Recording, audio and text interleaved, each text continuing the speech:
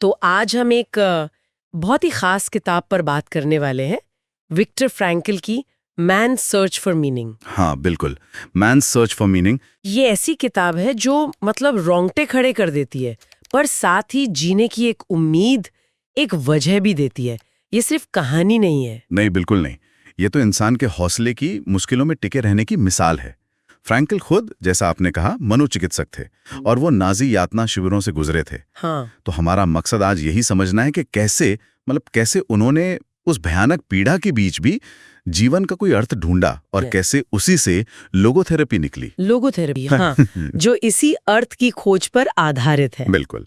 तो हम फ्रैंकल के अपने अनुभवों और उनके विचारों को ही देखेंगे, उन्हीं से समझने की कोशिश करेंगे। ठीक है, तो ये हमारी गहरी पड़ताल, ये बातचीत मैन सर्च फॉर मीनिंग के हिस्सों पर ही आधारित होगी। चलिए शुरू करते हैं। फ्रैंकल बताते हैं कि शिव में जैसे ही कैदी पहुंचते थे, उनकी पहचान खत्म। हाँ, बस एक नंबर। उन्हें उनके नाम से नहीं, नंबर से बुलाया जाता था। ये पहला शौक था, पहला सदमा। और इसके बाद भी मानसिक प्रतिक्रिया के चरण थे, है ना? हाँ, उन्होंने 3 मुख्य चरण देखे। पहला तो ये जबरदस्त सदमा, फिर धीरे धीरे शिविर की जो भयानक रूटीन थी उसमें ढल जाना, एक तरह की उदासीनता आ जाती थी। उदासीनता मतलब भावनाओं का खत्म हो जाना। हाँ बिल्कुल, एपैथी। और तीसरा चरण, अगर कोई बच निकला तो रिहाई के बाद एक अजीब सी कड़वाहट, एक मोहभंग, डिसइल्यूजनमेंट जिसे कहते हैं। ये जो उदासीनता की बात आपने की, ये तो शायद जरूरी भी रहा होगा खुद को बचाने के लिए। बिल्कुल सही, एक तरह का डिफेंस मैकेनिज्म। रोज की वो तकलीफें, वो वहशत, उसे झेलने के लिए भावनाओं को सुन्न करना पड़ता था। लेकिन इसी में तो कमाल की बात छुपी है जो फ्रैंकल ने पहचानी। हाँ, यही तो। इस पूरी अमानवीयता के बीच, जहां सब कुछ छीन लिया गया था, फ्रैंकल ने महसूस किया कि एक चीज है जो इंसान से कभी नहीं छीनी जा सकती। क्या? वो है किसी भी परिस्थिति में, चाहे वो कैसी भी हो, अपना नजरिया चुनने की आजादी, अपना रवैया चुनने की। ये इंसानी आजादी का आखिरी किला है। वाह, मतलब बाहरी हालात काबू में ना हो, पर हमारा अंदरूनी जवाब। वो हमारे हाथ में, बिल्कुल। और यहीं पर वो नीचे की बात याद आती है, जिसे फ्रैंकल अक्सर कोट करते थे। कौन सी? जिसके पास जीने के लिए कोई क्यों हो, वो लगभग हर कैसे को सह सकता है। अच्छा, वाई और हाउ। हाँ, ये शिविरों में जिंदा रहने का, आप कह सकते हैं, मूल मंत्र बन गया। जिनके पास कोई मकसद था, भविष्य का कोई लक्ष्य, जैसे किसी अपने से मिलना है। हाँ, ये कोई अधूरा काम पूरा करना है, या कोई गहरी आस्था, उनके बचने की उम्मीद ज्यादा होती थी। वो क्यों ही उन्हें ताकत देता था। और इन्हीं अनुभवों से, इसी एहसास से लोगोथेरेपी का जन्म हुआ। एकदम। जहां फ्रॉइड ने कहा कि इंसान की मूल इच्छा सुख है, विल टू प्लेजर, और एडलर ने शक्ति की बात की, विल टू पावर, वहीं फ्रैंकल ने कहा कि नहीं, सबसे गहरी जो इच्छा है वो है। और पूरा कर सकता है। तो ये सिर्फ बचने या ताकत पाने की बात नहीं है, ये ज्यादा गहरा है।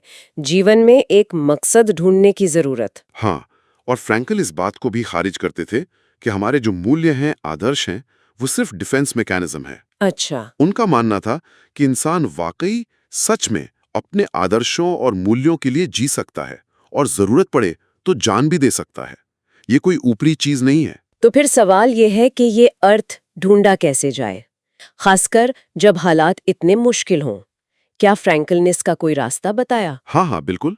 लोगोथेरेपी के मुताबिक जीवन में अर्थ खोजने के 3 मुख्य तरीके हैं। 3 तरीके कौन कौन से? पहला है कोई काम करके या कोई कर्म करके, मतलब कुछ बनाना, कुछ हासिल करना, कोई क्रिएटिव काम हो या किसी की सेवा हो, अचीवमेंट। ठीक है, पहला हुआ काम या कर्म। दूसरा?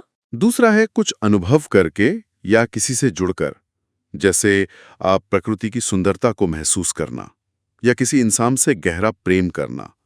अनुभव और प्रेम। प्रेम। इसे फ्रैंकल कैसे देखते थे? वो मानते थे कि प्रेम किसी दूसरे इंसान के अंतरतम को, उसकी असलियत को समझने का सबसे गहरा तरीका है। अच्छा। और तीसरा तरीका आपने कहा 3 है? हाँ, तीसरा शायद सबसे गहरा है और मुश्किल भी। वो है जब आप किसी ऐसी पीड़ा या मुश्किल हालात का सामना कर रहे हो जिसे बदल नहीं सकते, तो उसके प्रति अपना नजरिया बदलना। मतलब जब हालात ना बदल सकें तो खुद को बदलें? बिल्कुल।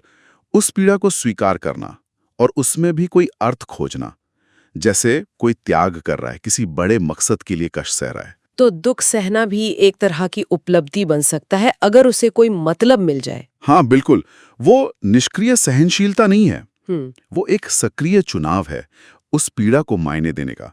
और यहीं से उनका वो दुखद आशावाद का कॉन्सेप्ट आता है। दुखद आशावाद, ट्रैजिक ऑप्टिमिज्म, ये क्या है? सुनने में विरोधाभासी लगता है। हाँ है थोड़ा। इसका मतलब है कि जीवन की जो कड़वी सच्चाइयां हैं, दर्द है, अपराध बोध है, मौत है, फ्रैंकल इसे दुखद त्रयी या ट्रैजिक ट्रायड कहते थे। इन सब के बावजूद जीवन को हाँ कहना, अच्छा। मतलब तकलीफों के होते हुए भी जीवन में यकीन रखना हाँ। कि जीवन इन दुखद पहलुओं के बावजूद भी सार्थक हो सकता है। और है। असली बात यह है कि हम किसी भी सिचुएशन का, चाहे वो कितनी भी बुरी क्यों ना हो, सबसे बेहतर इस्तेमाल कैसे करते हैं। How to turn suffering into a human achievement. और अगर कोई ये अर्थ ना ढूंढ पाए, फ्रैंकल ने अस्तित्वगत शून्य या एग्जिस्टेंशियल वैक्यूम की भी बात की थी। हाँ की थी। ये वो गहरी खालीपन की भावना है जब जीवन बेमतलब लगने लगता है।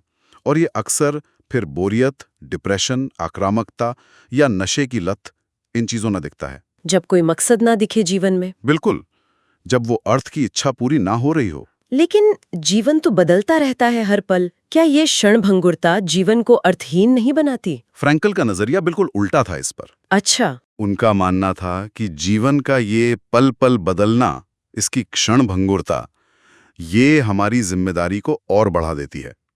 क्योंकि हर पल खास है, हर चुनाव मायने रखता है। और जो बीत गया वो खोया नहीं है, वो हमारे अतीत में हमेशा के लिए दर्ज हो गया है, सुरक्षित।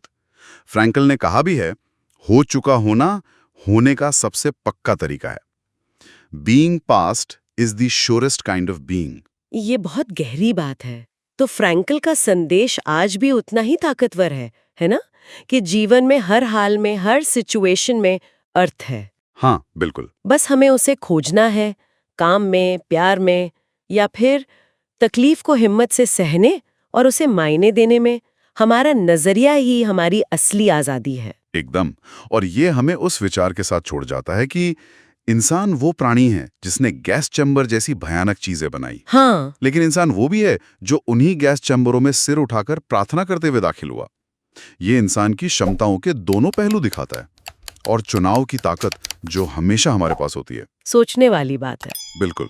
और शायद एक सवाल सोचने के लिए रह जाता है कि क्या ये अर्थ सच में पूरी तरह हमारे अंदर से ही आता है, या फिर दुनिया में हमारे कामों से, हमारे रिश्तों से ही असल में बनता है।